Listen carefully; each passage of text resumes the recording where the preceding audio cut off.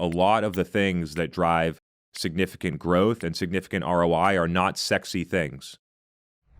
They're not going out and, doing some big brand campaign or putting a billboard on some hotel. They're not the sexy things. They are the fundamental foundational things that drive a customer experience and things like that. And when we're at this time, focusing on those things create the most leverage, because then if you're able to fix that, and instead of winning 1 out of 200 demo requests, you're winning 1 out of 50, and then you go and launch the big brand campaign, you go and launch the sexy campaign, that everything that comes downstream now is 4x more productive.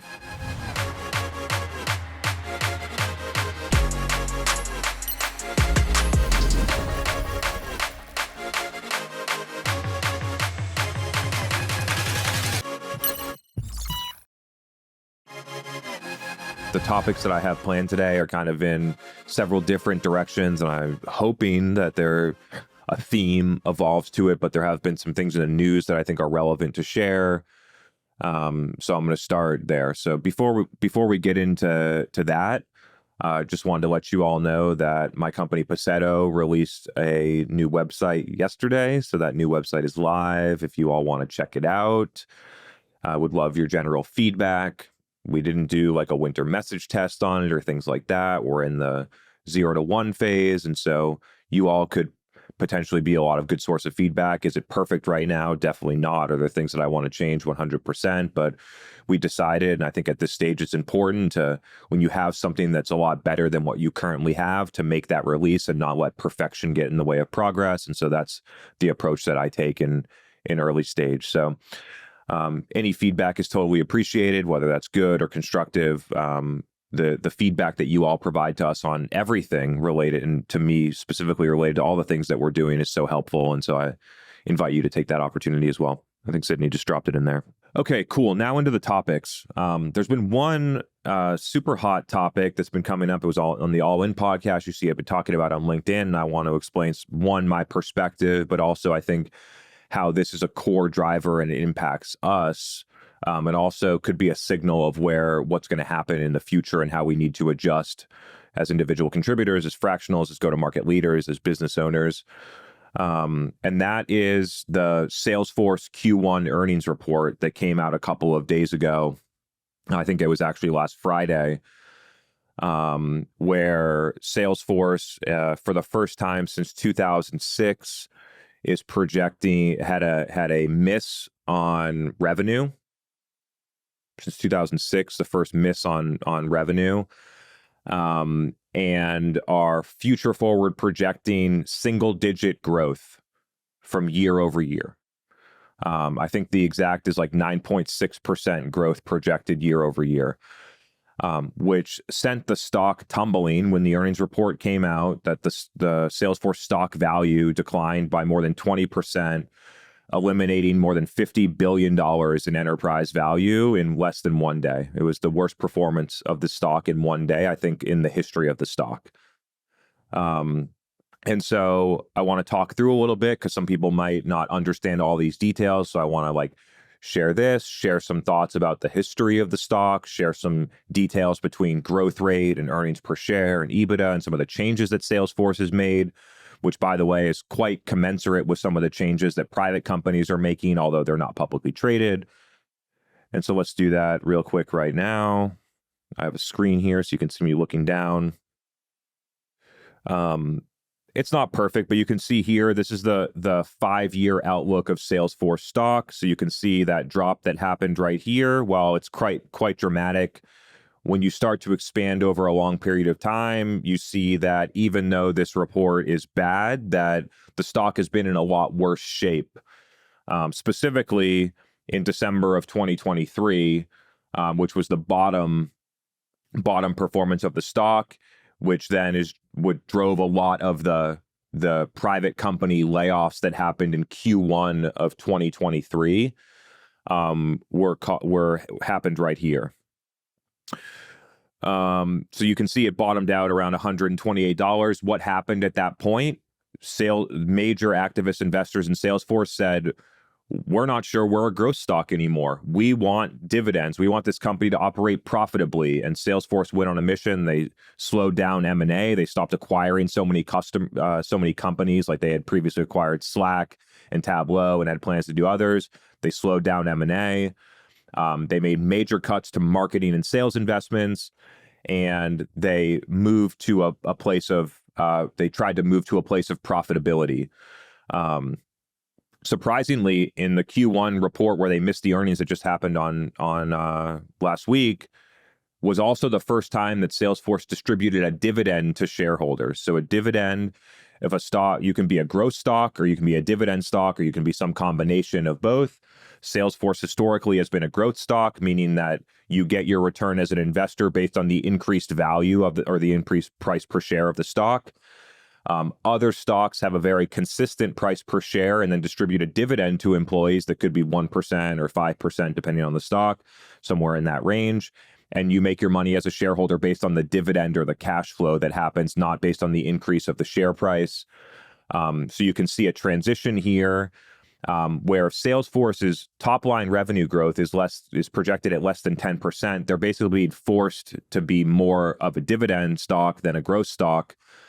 And when Salesforce is reporting this type of guidance, you can see here in 2023, when Salesforce stock bottomed out, what did all the private companies do? It's a signal to all the investors. It's a signal to all those things that the future outlook of the SaaS market is not as strong. Salesforce is the barometer of the SaaS market. And so what happened? There was a lot of adjustments that happened in private companies, thinking that things were going to be worse. A lot of private companies are following suit with this. They have made similar changes like they did in 2023, focus more on profitability. Growth rates are slowing down, a more focus on Rule of 40. These are top-level business financial metrics that matter to the CEO, CFO, investors, and should matter to everyone that owns stock options or actual stock inside of a privately or publicly owned company. And so that's the context at the top level. What does this signal to me? And what did Salesforce say when they reported these earnings? We're seeing lower total deal size. So they thought the big deals have less seats in them. So companies that were going to buy 1,000 seats maybe only bought 600 seats, which lowered their ASP, lowered their revenue projections on land deals. And that also that deal cycles are continuing to get longer, which most all companies are reporting right now, which has been delaying their revenue overall. We can expect, if you're not already experiencing that in the private markets, which I imagine most companies already are, smaller initial deal sizes and longer sales cycles, that we expect that will persist further into the future. And so with all that, that's like at a high level, what's happening in the Salesforce stock. This is the company delivered 18% profit margin, by the way. So while the company has gone from negative free cash flow to 19%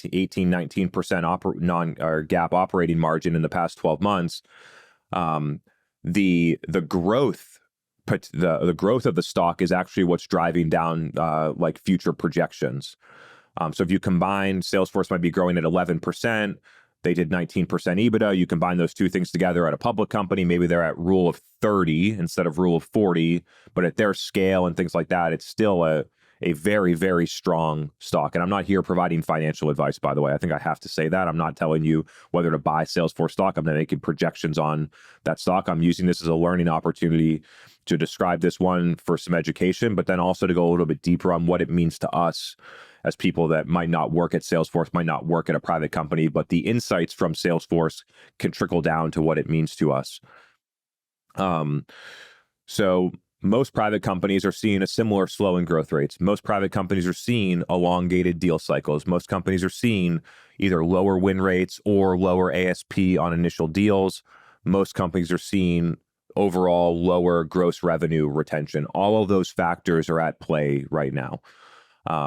All of those factors in the market are basically, again, like we talk about a lot on this podcast, putting pressure on the expenditures that happen relative to go-to-market. What are all those metrics? A lot of those metrics are go-to-market metrics and revenue metrics. And then the expenses that we deploy to go and achieve or grow those metrics is now being scrutinized pretty hard. So that's some context on what's happening in the market. Time will tell about how that's happening. But if you remember, before the earnings came out, maybe 4 or 6 weeks ago, I had said on the podcast, and I put it on the record, I think that we're going, and I think we're going to see more cost cutting and more layoffs inside of B2B tech companies. Those things are clear if you look at the financials and things like that. That those things are gonna happen. And what's a little bit different this time, you are seeing some public news about companies laying off, but there are a lot of companies that are silently laying off staff or slowly getting rid of people so they don't have to announce some type of layoff. So you might not be aware of it, but it's definitely happening. And again, I'm not trying to make anyone scared. I think that being informed about what's actually happening is empowering, and not being informed puts us at a disadvantage. I'm just being clear about what's happening. And so those are the realities in the market.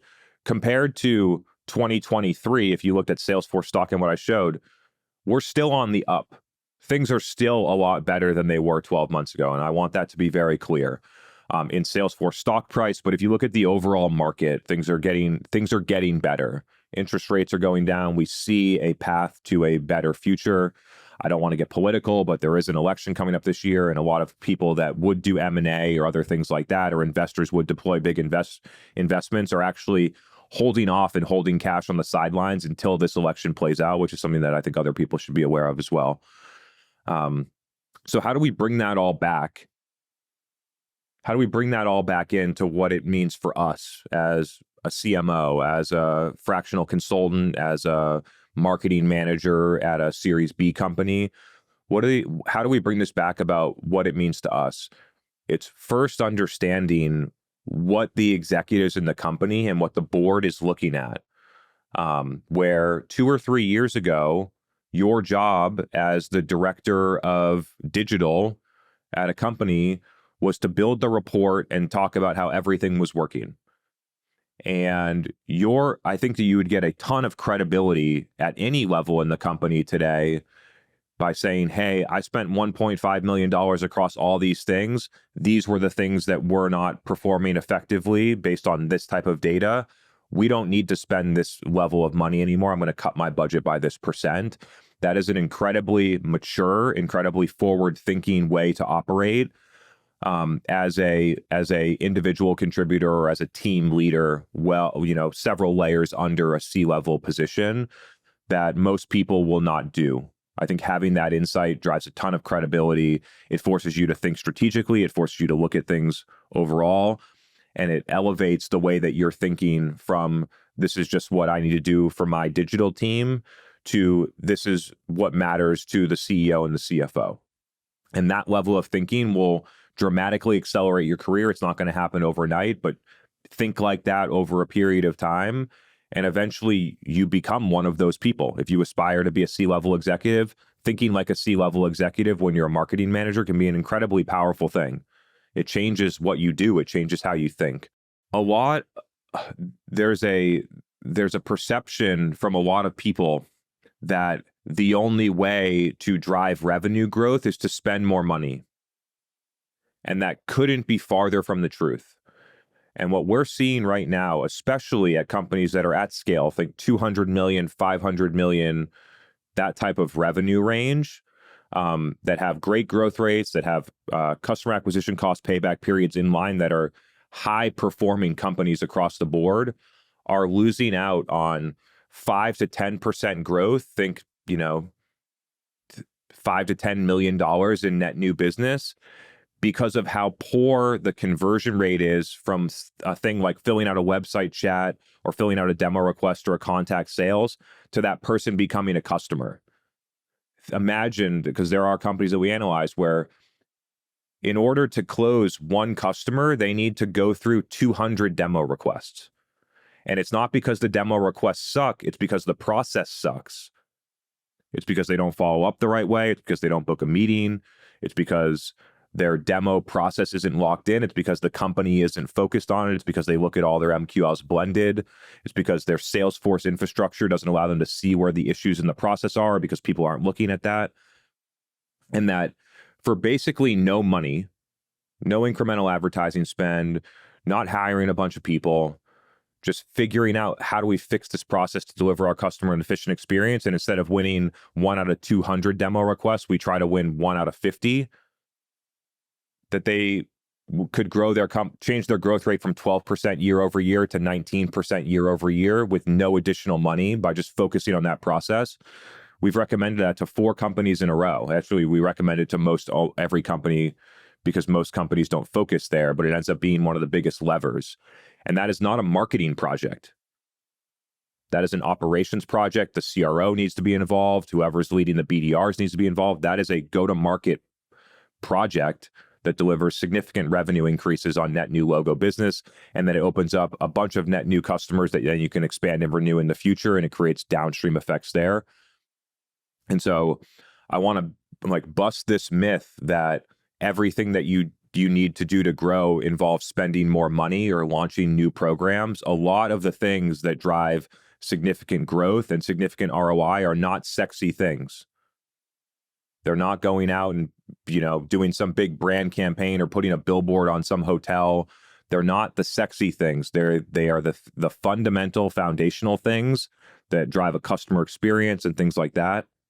And when we're at this time, focusing on those things create the most leverage, because then if you're able to fix that, and instead of winning 1 out of 200 demo requests, you're winning 1 out of 50, and then you go and launch the big brand campaign, you go and launch the sexy campaign, that everything that comes downstream now is 4x more productive. And you get a 4x better return on that investment than you would have if you just launched it straight away. And so there's a big message there in terms of go-to-market efficiency, where most of the time a director of demand gen is not looking at that metric across the whole thing. Most of the time an SDR manager isn't. It requires somebody to look across the whole process and see this is a big opportunity for our business. And almost anyone could go and do that analysis at their own company. The benchmark, the high performing benchmark that we see, just so you can have it and reference it, is somewhere between 3 and 10% of the demo requests that you get on your website that are qualified should become a closed won customer. And there are a lot of companies that don't even come close to that, or 1/6 to 1/10 of that performance. It's just an efficiency and a process update that would really make a huge difference. So that's the little tidbit. That's the tactical thing that you could take away. And now, with all that said, happy to answer questions in any direction. We talked a little bit of finance. We talked top level Salesforce stock. We talked state of the market, some of my thoughts about that. And then we got a little tactical. So happy to go in any direction for this episode. I appreciate you all being here, and let's get into it. All right. I just wanted to, there was a question submitted about how to prioritize that initiative. This person said that this is a definite issue in their org, and they've tried to, as a marketer, prioritize this and get resources to get this as a key strategic initiative. So what is your recommendations for advocating for this at the company and strategic level to be able to prioritize implementing, an increase demo or increase conversion rate project that spans across multiple teams? At a signal level, demo request being a signal, analyze where all of your net new revenue over the past 12 or more months came from. Most SaaS businesses will have a significant amount that come from the demo, contact, web chat, some form of that website hand raiser bucket. So that'll be it. One, it'll show as a scope of things, sake of just, this isn't an average, this is not a benchmark, I'm just using this for sake of conversation. Let's say 30% of new business came through website hand raisers last year. The next thing to look at is the conversion between raw signal, how many people filled out a demo request, how many of those people became a customer. And then you might see that, for an example that we did recently, 0.5%, which means 1 out of 200 demo requests or hand raisers will become a customer. Then you can compare that against use the low level benchmark. So use 3%. If you're not doing 3%, then something's really wrong in this process. It could be that you're driving a bunch of garbage through it, but more than likely it's a combination of multiple things that are wrong. So use the bottom of 3%. So now instead of a 0.5%, let's just imagine that we got it halfway to the benchmark. So instead of a 0.5%, we're at 1.5%, which is a 3x increase in efficiency. It doesn't feel like a lot, but it's a huge increase. Then you can calculate what would the incremental revenue increase be if we moved it there. So over the past 12 months, we did $4 million in revenue through the demo at a 0.5% conversion. So if we got it to 1.5%, then and we maintain the same volume, we would do $12 million in net new business, which creates an incremental opportunity of $8 million in revenue, likely $40 million in pipeline. Then when you have those numbers, then you go talk to the chief revenue officer. This is a sales conversation. This is number one, that the number one way for the chief revenue officer to achieve the goals that they are given is to improve this process. And any chief revenue officer that sees this data says, oh my God, it feels simple to a marketer. To a chief revenue officer, it feels like the greatest insight ever. I just talked to one 30 minutes ago that said that is our customer and said, this was the most amazing insight. Here's what we're doing after that. We're going to fix the process. We're going to improve our demos. We just hired a new leader of the sales engineering team, this for solutions consulting team, blah, blah, blah, blah, blah. And for a CRO, they can see all this opportunity of, wow, $8 million in net new business. If I do that, then I don't have to go and scale my SDR team by 100% headcount next year. I have a whole new avenue to achieve this growth rate. This is a much better path. And so while I think it's useful to inform the CMO, I think the real person that's going to be the champion and driver for this is the chief revenue officer, the person that leads the new business revenue target, that owns the new business revenue target. And that becomes the process. Look at the grand scheme of thing in the business, then calculate the calculate the gap between where you are versus where you should be, make a conservative estimate. So don't say we should go from a 0.5% to 10%, make a conservative estimate. My recommendation would be 1.5% if you're below that, or some marginal increase. Calculate the potential opportunity against that. And we're not trying to be super scientific with time lag and sales. We're not trying to be super scientific. We're trying to get a gross idea of what is the magnitude of the opportunity. If the opportunity is $200K and we're a $200 million business, it's not a big opportunity. But if we're a $100 million business, there's an $8 million opportunity sitting right in front of us. It becomes probably the biggest opportunity in the company. And by being able to attach those numbers to it, that's how you get that to become a key strategic initiative across the entire go-to-market. That's how you get the RevOps resources or the additional investment for RevOps to get the data so that we can improve the process. We have more granularity. That's how you get the SDR manager to, when those types of things come in, to have the SLA of 5 minutes, not 42 hours. And so we need to use data, and we need to use potential opportunity and business metrics to then create that as an opportunity at the chief revenue officer level, and then let them do the work to figure out, how do I align all of these key teams to achieve the goal? Because every single department has a role to play in making improvements here. Awesome. That was a great breakdown. I'll add that showing them the cost of doing nothing, like if we do nothing, here's the potential opportunity cost, is very effective at getting people in the org to prioritize this. So I couldn't recommend that enough. All right, I'm going to bring on Anna. She has a question that she wants to come on live. You. Happy to be here. My question was really related to LinkedIn. And thinking about, like, one of the things that really resonated with me was the less sexy work that you were talking about. I stepped into the role of VP of Growth, overseeing sales and marketing this year at a small ed tech company. And that has helped us tremendously, just making like conversion rate optimization of the funnel, things like that, right? And I really value LinkedIn's platform to get feedback, to share out. And I'm wondering how you recommend to in-house marketers they can share some of this work on LinkedIn that they're doing without giving away like what feels like a lot of these are like smaller technical things that we're doing that I worry about competitors seeing in a crowded market. So, and maybe I'm thinking about it the wrong way, but I just wanted your feedback about building in public, especially for in-house marketers and sales leaders. What are you trying to accomplish? I mean, for me, I really appreciate LinkedIn as a place to get feedback on what I'm doing. It's also, I have the job I have now because I've been active on LinkedIn for so many years. And I think it's just an opportunity for me to grow and my work as a growth leader as well. And I use it for networking and collaboration with other leaders. And I think just, wanting to continue to grow as a growth revenue leader too. Yeah, I just wanted to make that distinction because you're not using LinkedIn to get customers for your company. You're using it to get feedback and or like increase your public profile, personal brand. So it's just a distinction. It's just a distinction there. Yeah, we sell to K-12 school principals. They're not as active on LinkedIn. Some are, but typically they're looking for jobs. So it's a slightly different market. Yeah. So here's a couple of things that I'll say. The ideas are easy. The execution is hard, right? So even if somebody knows the things that you're working on, the chances that they're going to be able to get it done themselves and get the same result is incredibly low, less than 1% in my experience. I share all of the best ideas that I have here, and I have been for 5 years, and I know that less than 1% of the people that listen to it and understand the idea actually do anything with it. So I wouldn't have the fear of I'm giving away my secrets to my competitors. I just don't see that as real. And oftentimes, like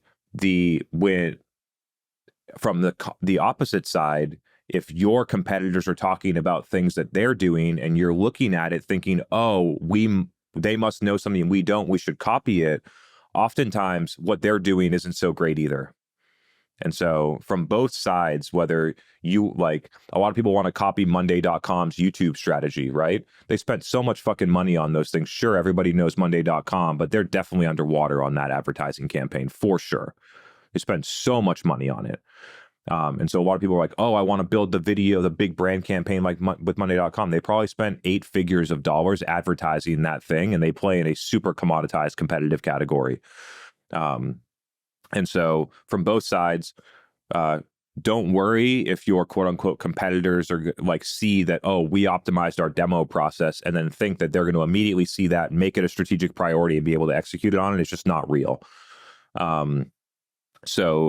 Another idea is to, instead of like, you can build in public on LinkedIn by sharing some of the things that you're doing or the things that you're learning, but keep the details to a community like this, where you get a lot of the detailed level feedback. It's something that's closed off, and you share some of the higher level wins and insights on LinkedIn. So that's another potential avenue there. And a lot of you'll get feedback in the comments of LinkedIn, but I have to say that over the past 5 years, the quality of the feedback that you get in a LinkedIn comment has plummeted significantly. There's almost no value in it anymore from my perspective, where a much more value happens in the qual of me saying something and you asking this question, or me giving you an answer and then you having stuff in the chat in more of a closed off system. Half the comments that happen on LinkedIn right now are AI generated, and I can't believe they haven't done anything to stop it. So I don't have like a perfect recommendation for you, but those are my stream of consciousness ideas. So one, I wouldn't be scared to share that stuff, but you could also be able to more selective about what you share on LinkedIn versus what you share for feedback in other places. All right, I think we're good on that. But Anna, any other comments? No, that's it. Thank you. That was really helpful.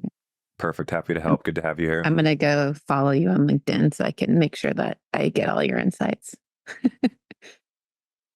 Okay, I'm going to bring on Emily next, who has a question that got a lot of upvotes and comments in the chat. So the challenge we're having this year is that all of our top of funnel metrics look identical, almost identical to 2023, actually a little better in most cases in terms of volume of qualified leads, which leads we assign. By the way, we don't assign all leads. We only assign leads that are deemed either pretty hot or have really good titles, things like that. Sales accepted leads, pretty much similar or above from last year. Opportunities from those sales accepted and qualified leads, 60% of what it was last year-ish.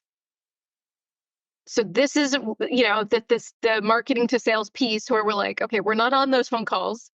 We don't know what's the qualitative difference in what they're saying this year versus what they said last year, how good the SDRs are, or what their outreach exactly looks like on a day-to-day basis, how quickly they're how quickly they're SLAing turning, like the lead engagement is similar to last year as well. It's not best practice, but it's not different from last year. So the question is, how do we figure out why the GTM efficiency has declined, and like how do we try to figure out where we're inserting ourselves to try to fix the situation? Yeah, without getting like super technical and complicated, just super simple, like what determines whether it's sales accepted or not? Title and company, or is there more to it?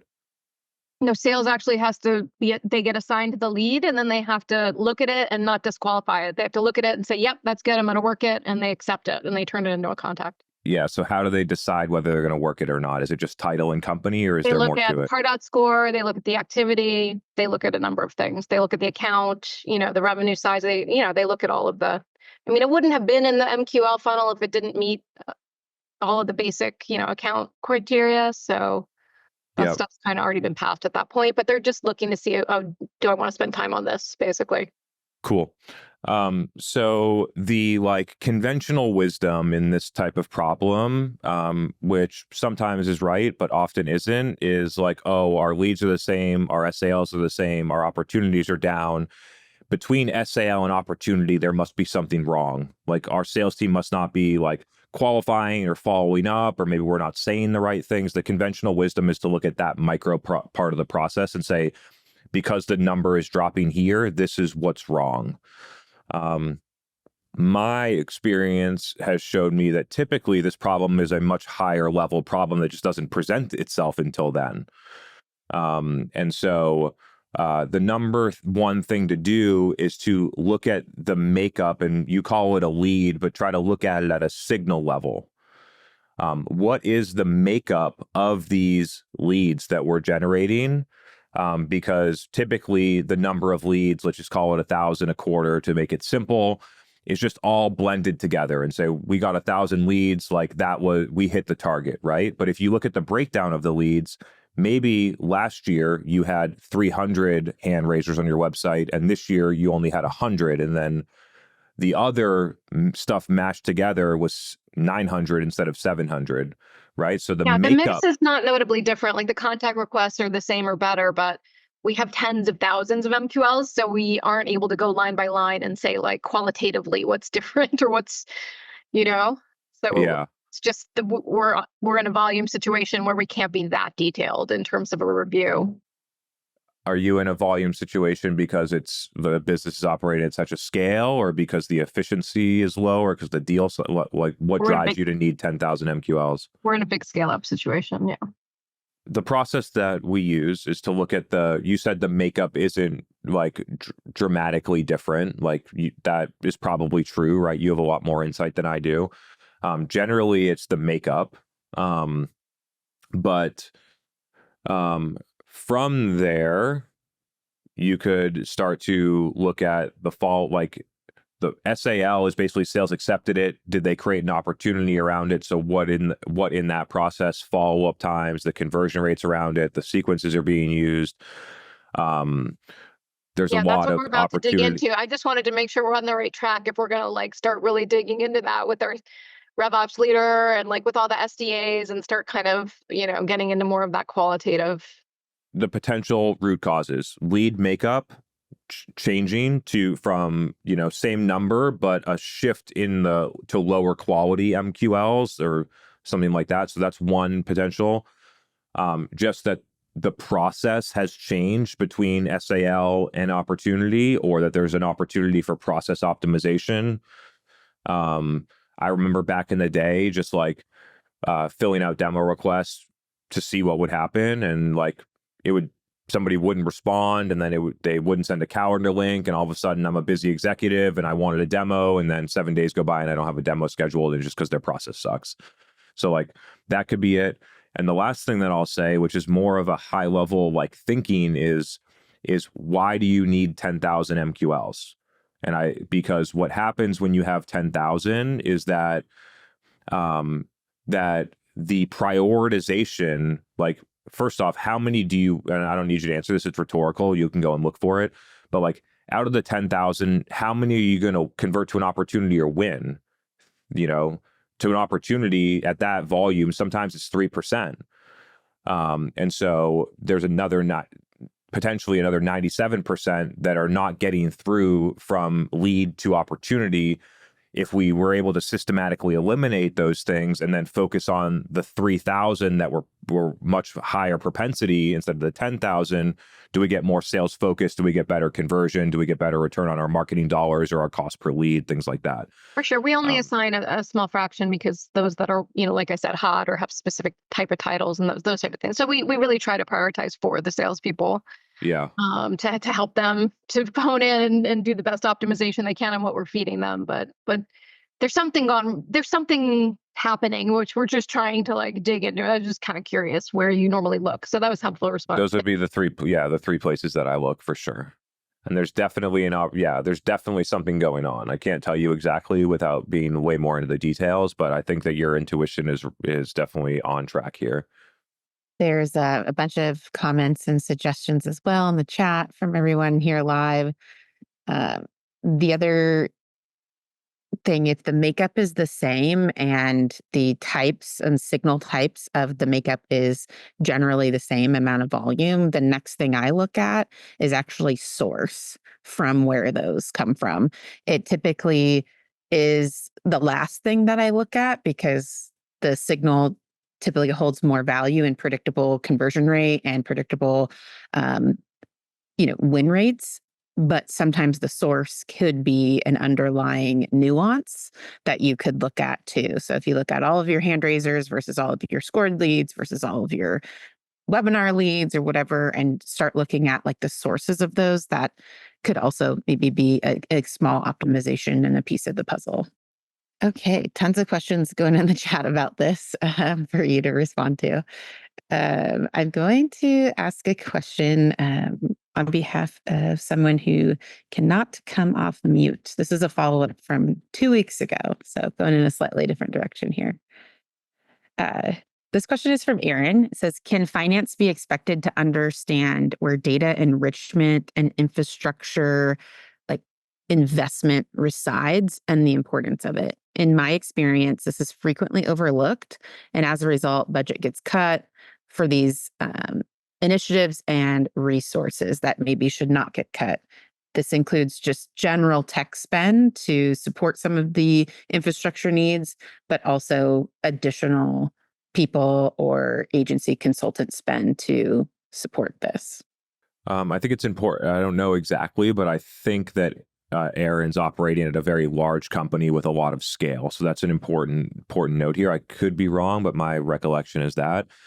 And so I'm not sure that we need to expect finance to understand the value. And I'm even not sure that we need to make some case as a RevOps leader as to why we should be spending $100,000 on some data enrichment tool inside of Salesforce to try to project some level of efficiency improvement from the sales team when we spend $200 million on go-to-market and this $100,000 investment is so insignificant relative to the total spend.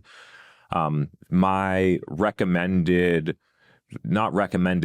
thinking about how this should be looked at and decided in the future is it should be looked at as benchmarks around what do high performing companies spend on technology generally, and using that as the proxy to say whether we are in the same range or not. And when I say high performing would be a combination of growth rate and return on sales and marketing investment. And I think that having that data, which is totally not available right now, by the way, but something that we're spending time interested in looking at Paceto, would give people clear insights. Like we reported to a company last week, it's a $500 million company, that by far they were the highest performing company across all of our metrics that we've ever seen. And they had no idea internally. They thought that they were like average, or they had no idea about how well they were performing against all these spectrums: return on sales and marketing investment, growth rate, pipeline production, sales velocity, all these different things. We need to create some level of context so that everyone on the executive team and everyone in the company has the context around, are we performing good or not? I think there's a huge disconnect across the C-level in companies about whether you're actually high performing or low performing, where some people are like, wow, our marketing must totally suck because we planned on growing 50% and we're only growing 40%. And you're comparing yourself against an arbitrary plan rather than comparing yourself against how do other companies like us perform. And so I see a huge need for that in order to get executives aligned on something as micro as technology spend, but more or as broadly as our growth rate and our, how much we spend on go-to-market overall. So while I don't have like an exact recommendation, like putting together a business case about why you need to spend that money on data enrichment, like is a low-level task that you might need to do in the current state to get there. But I don't think that's the right way to do it. I don't think that's the way we should do it as go-to-market leaders long-term. So what would you recommend in the short to medium term? Long-term totally makes sense, but just to try to directly answer some of her question. I would make a pie chart of the total go-to-market expenditures and investments, and I would break it into technology, administrative, sales, marketing, account management, customer success, whatever other things are. And I would demonstrate to the company how insignificant the technology spend is relative to the rest of the go-to-market expenditures, and say, instead of looking at cutting this $100,000 technology expense, we need to change the conversation to say, we might need to cut our sales team by 30%, or we might need to cut our advertising on Google by 50%. And we have to shift the conversation. CFOs will look at these micro things. I have a CFO. I understand the way that they think. And sure, there are like, you cut technology spend by a little bit, you'll get an incremental gain there. You'll get a 0.5% EBITDA. Like you'll get something out of it, but it doesn't fix. We need to focus on the highest priority, biggest impact things first. And cutting one technology tool, in my experience, is nowhere near the top priority. Centering on the goal too, why are we cutting this tool, is a great place to start with a finance leader. If the finance leader says we need to become more profitable or we need to improve our customer acquisition costs, it gives you the inroads to immediately redirect the conversation. If we want to get more profitable or improve our CAC payback period, we need to look at the place where we spend $40 million over here on this department or these set of programs, not the $50,000 a year we spend on this technology tool. And allows you to shift the conversation to the things that actually would move the needle. I have found, by the way, and I mentioned that this maybe what sparked Aaron's question, is that the finance department, this is no knock on them, just look for what looks to be the easiest to cut expenses. Not the things that are going to make the most impact, not the things that are going to get us to the objective, not the things that are going to deliver higher ROI, but the things that are easiest to cut. Let's cut that consultant. They don't have a contract. We don't have to do a layoff. Let's cut that Google advertising expenditure. Let's cut these technology tools. They look for the things that are easiest to cut, not necessarily the things that are right to cut. And we as go-to-market leaders need to have the balance between that, know what they're trying to achieve, and then be able to use our expertise to say, okay, if you are trying to achieve this, this is the way to get there, which might be a lot different than the way that you see it. Definitely agree. We typically, when we're going through budgeting exercises and doing budget recommendations, our recommendations are different than maybe what they are thinking or they are planning for. And so one of the things, if it's tech or whatever the program is that we're advocating for to cut or to increase, I think let's just talk about cutting technology. Then we go, okay, if you cut this, this is what will happen, and this is what we'll need to, do manually, or this will impact this process and this conversion rate. Again, what's the cost to the business of cutting this? right? Cutting this lead to account mapping tool is going to result in, higher manual hours. We're going to need to do X, Y, and Z, and it's going to forecasting decrease in our conversion rate, whatever the case may be. But that's another kind of tactical thing that you can use to really explain what the tool's business value is to the finance leader. Because there's so many tools, nobody knows what the value is for all these tools that you're paying for. So. Okay. I have a last question sent to me on DM. Maybe we can have this one or one more before we wrap up here. But the question is from Tim, and he said, "I love the implementing like a unified go-to-market model, being able to track the funnel. I'm trying to advocate for this for my company. And we're coming up against, do we do this initiative or do we invest more into an attribution buyer journey initiative?" And he's looking for your stance on this, or maybe sequencing of how and when to invest where for those two initiatives. Yeah, I've been wanting to write a LinkedIn post about something along these lines, but I'm going to take it in a little bit of a different angle first. This topic gets me fired up. What I want to communicate, and I hope I can come up with some things off the cuff because I don't have anything prepared, but the thing is here are all of the things that marketing mix modeling software or attribution software are not going to help you do. It's not going to help you optimize your sales process. It's not going to help you optimize how your SDRs go outbound.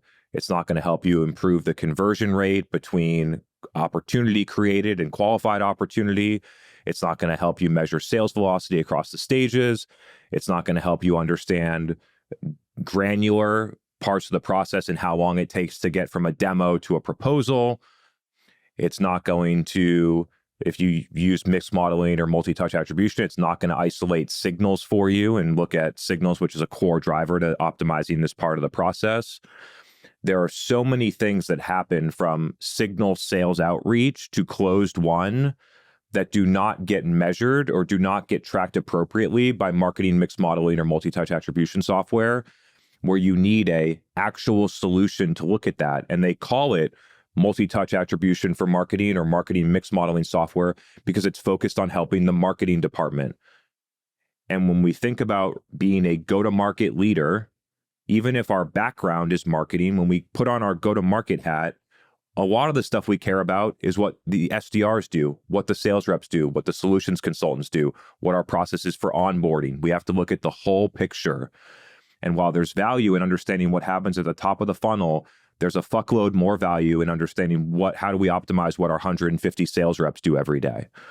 And so there's a lot of things and a lot of opportunity and much greater return on investment from my perspective from optimizing that part of the process first. So if you're asking me directly, fix your pipeline architecture first, understand your sales stages, understand the conversions, understand where those pieces in the process, some of the questions that I think it's Emily asked earlier, like having all of that granular data to fix that really important business problem and have the historical data to be able to look at that, because you're not going to be able to go backwards and put data that you never collected onto that.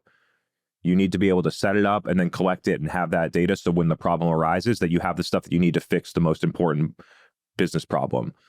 So I would say pipeline architecture first, and then if you don't have a solution to look at pipeline architecture, then my experience tells me that you're way overspending there and you're not spending that much on brand anyway. So what's the point of buying a multi-touch attribution tool or marketing mix modeling tool to be able to effectively measure the 5% of budget that you spend on brand while you spend 95% on performance marketing, Google ads, lead generation, SDRs, all this other stuff that we don't have a clear process to understand what's working and what's not. So from a prioritization standpoint, I think just fixing that part of the process first, where a majority of the go-to-market investments sit, is by far just a greater upside, greater priority. And then adding details to understand the top of the funnel later, that would be how I would sequence those things out. Many companies don't do that because because multi-touch attribution or some level that happens up there is a marketing project. And when you move into go-to-market and look at go-to-market holistically, the reality is that there are not analytics solutions that look at the end-to-end process. There aren't. If you want it, you have to build it yourself inside of CRM right now. So I think that would be my recommendation. Do people follow that recommendation? Almost nobody follows that recommendation. We recommend that to our customers. Many don't follow it. So, yeah, I'm definitely not communicating that everybody does it that way. It's quite the contrary, but I do believe that is the right process.